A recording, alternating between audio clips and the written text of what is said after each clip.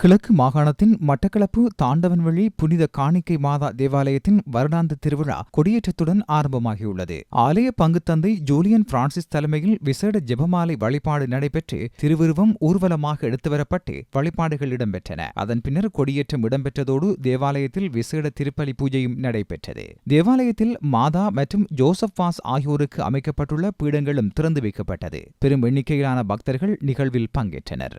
Clean Sri Lanka வேலை திட்டத்தின் கீழ் திருகோணமலை கடற்கரை பகுதி தூய்மைப்படுத்தப்பட்டுள்ளது. திருகோணமலை நகரசபை முப்படையினர் இணைந்து அது தொடர்பான செயற்பாடுகளை முன்னெடுத்தனர். கடற்கரையில் காணப்பட்ட பிளாஸ்டிக், பொலித்தீன் என்பன உரிய முறையில் அகற்றப்பட்டு தூய்மைப்படுத்தப்பட்டுள்ளது. அஸ்வெஸ்ம வேலை திட்டத்தின் 2ஆம் கட்டத்தின் கீழ் அம்பாறை மாவட்டத்தில் பயனாளிகளின் வீடுகளுக்கு சென்று தகவல் சேகரிக்கும் செயற்பாடு முன்னெடுக்கப்பட்டுள்ளது. சம்மாந்துறை பிரதேச செயலக பிரிவில் தகவல் சேகரிக்கும் செயற்பாடு அம்பாறை மாவட்ட அரசாங்க அதிபர் சிந்தக்க அபே விக்ரமவினால் ஆரம்பித்து வைக்கப்பட்டது.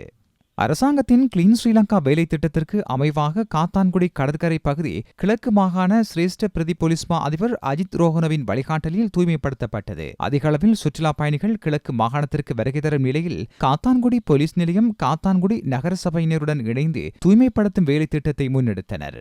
யாழ் பல்கலைக்கழகத்தின் சட்டத்துறையினரால் யாழ்ப்பாணம் சர்வதேச சட்ட மாநாடு இன்றைய தினம் நடைபெற்றது. பல்கலைக்கழகத்தின் மருத்துவ பீடத்தின் ஹூவர் கலையரங்கில் மாநாடு இன்றும் நாளையும் ஒழுங்கு செய்யப்பட்டிருந்தது.